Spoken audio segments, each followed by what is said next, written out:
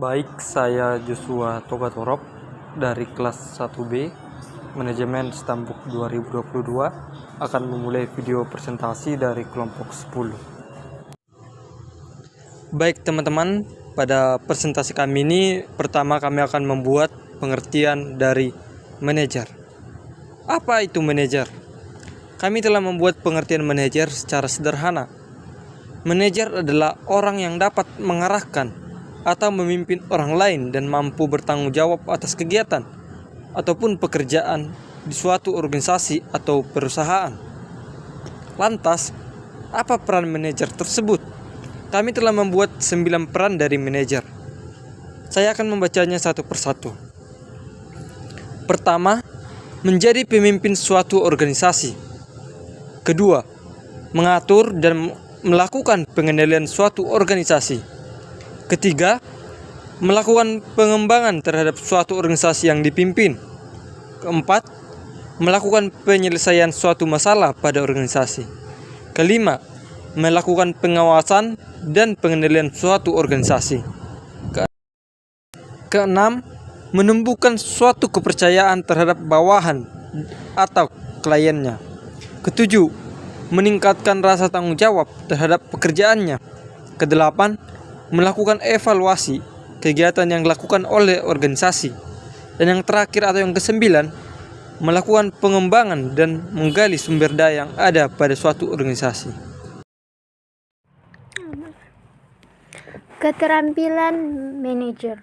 Seorang manajer dalam memimpin sebuah perusahaan harus memiliki minimal keterampilan dasar. Menurut Robert L. Cage, mendeskripsikan 3 keterampilan dasar yang harus dimiliki oleh seorang manajer.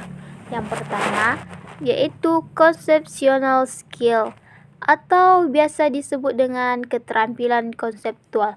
Apa sih keterampilan konseptual?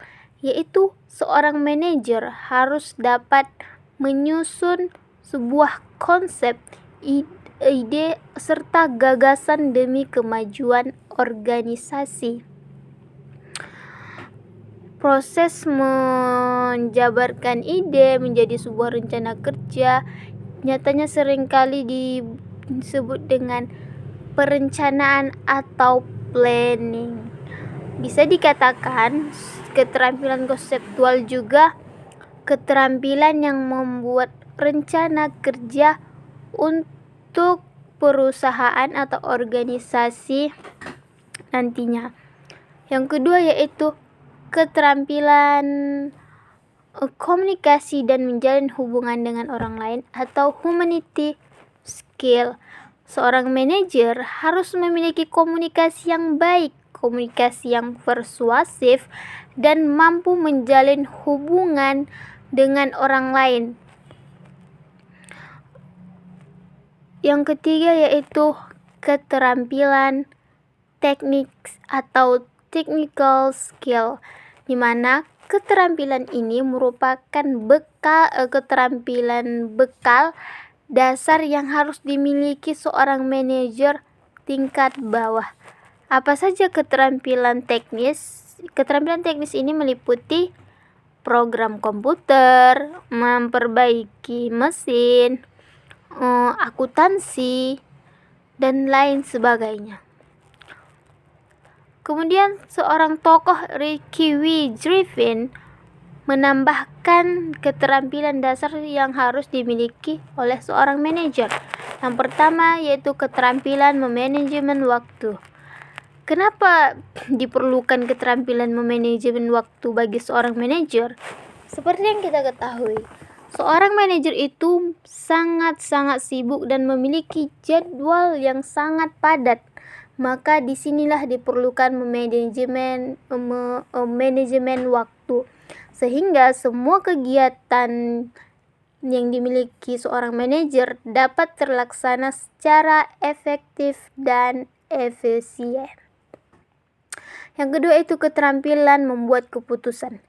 Terkadang terdapat suatu keadaan yang tidak terduga yang mengharuskan seorang manajer harus membuat keputusan mendadak, namun tidak boleh merugikan pihak dari perusahaan.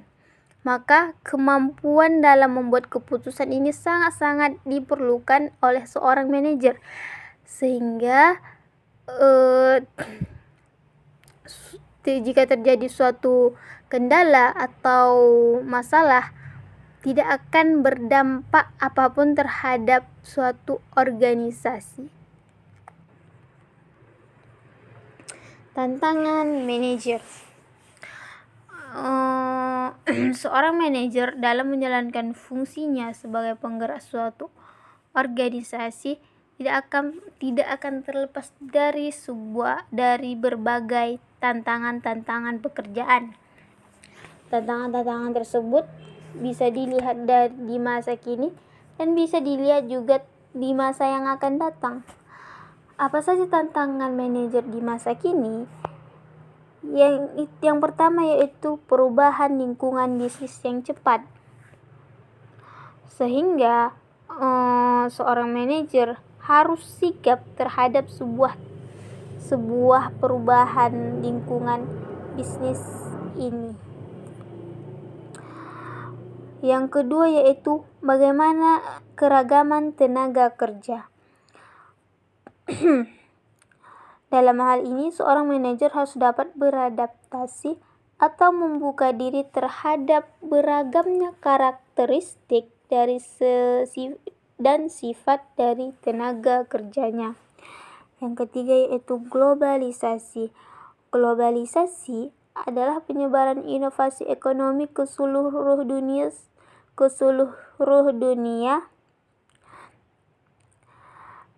serta penyelesaian politis dan budaya yang menyertainya. Globalisasi juga mendorong ke dalam integrasi internasional, sehingga seorang manajer menghadapi begitu banyak persaingan dengan perusahaan-perusahaan internasional yang sangat kompetitif. Yang keempat yaitu kekurangan tenaga kerja yang terampil.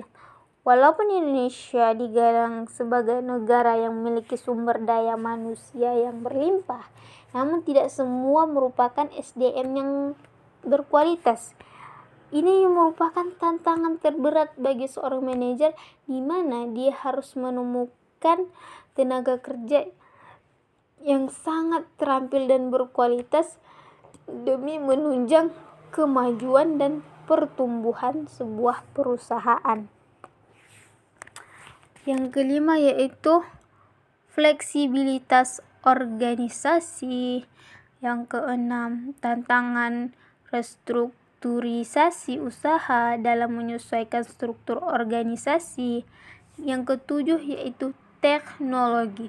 Seorang manajer harus dapat merekrut pekerja yang tepat untuk kelangsungan usahanya. Artinya, dia harus dapat menyediakan pekerja yang tidak gaptek atau bisa dikatakan dengan gagap teknologi. Yang kedelapan yaitu posisi organisasi dalam bisnis yang kompetitif. Harus ada peningkatan kemampuan sumber daya manusia untuk mewujudkan suatu organisasi yang kompetitif. Kemudian, apa sih tantangan manajer yang di masa yang akan datang? Yang pertama yaitu di masa depan perusahaan dan pemerintah akan semakin mendapat tekanan dari masyarakat. Untuk itu, seorang manajer harus lebih mendasarkan pada kriteria kemanfaatan yang bisa dirasakan oleh berbagai kelompok kepentingan dalam sebuah pengambilan keputusan. Yang kedua yaitu struktur organisasi perusahaan akan lebih beragam, khususnya pada perusahaan yang bergerak di arena nasional dan internasional. Yang ketiga itu akan muncul tuntutan kuat bahwa keberadaan sebuah perusahaan hendaknya tidak semata didasarkan pada memaksimalkan keuntungan, namun juga harus mendatangkan manfaat bagi masyarakat sekitar maupun masyarakat luas. Yang keempat yaitu seorang manajer yang profesional harus mempunyai ability atau kemampuan yang sempurna dalam memanfaatkan segala sumber daya yang dimiliki perusahaannya secara efektif dan efisien. Yang kelima yaitu manajer harus mempunyai keahlian yang tinggi dalam usahanya untuk memotivasi dan mendorong individu-individu dalam proses pencapaian tujuan bersama. Yang keenam yaitu manajer harus memiliki intelektualitas atau wawasan yang mendukung dalam menghadapi perubahan-perubahan keinginan pasar. Yang ketujuh, di masa depan, manajer harus membangun hubungan yang positif dengan stakeholders.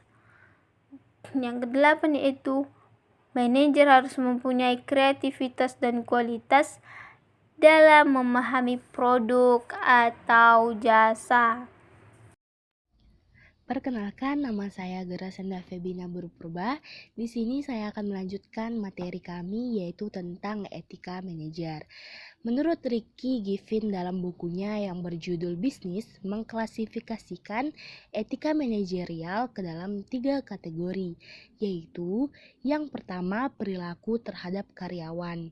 Kategori ini meliputi aspek perekrutan, pemecatan, kondisi upah dan kerja, serta ruang pribadi dan penghormatan. Pedoman hukum dan etis mengemukakan bahwa keputusan perekrutan dan pemecatan harus didasarkan hanya pada kemampuan untuk melakukan pekerjaan. Yang kedua yaitu perilaku terhadap organisasi. Permasalahan etika juga terjadi dalam hubungan pekerja dengan organisasinya. Masalah yang terjadi terutama menyangkut tentang kejujuran, konflik kepentingan, dan kerahasiaan. Yang ketiga yaitu perilaku terhadap agen ekonomi lainnya. Seorang manajer juga harus menjalankan etika ketika berhubungan dengan agen-agen ekonomi lain seperti pelanggan, pesaing, pemegang saham, pemasok, distributor, dan serikat buruh.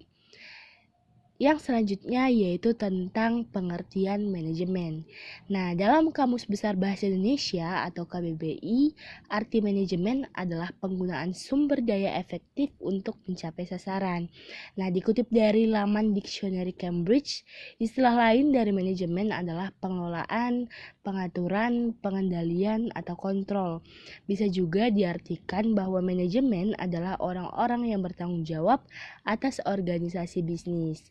Nah, secara umum manajemen adalah sebuah proses yang dilakukan seseorang dalam mengatur kegiatan yang dikerjakan individu atau kelompok. Sistem atau manajemen harus dilakukan untuk memenuhi target yang akan dicapai oleh individu atau kelompok tersebut dalam sebuah kerjasama dengan mengoptimalkan sumber daya yang ada. Bisa dikatakan manajemen adalah mengandung unsur perencanaan, pengaturan, pelaksanaan, tujuan yang ingin dicapai, juga pelaksana manajemen yang berupa individu atau kelompok.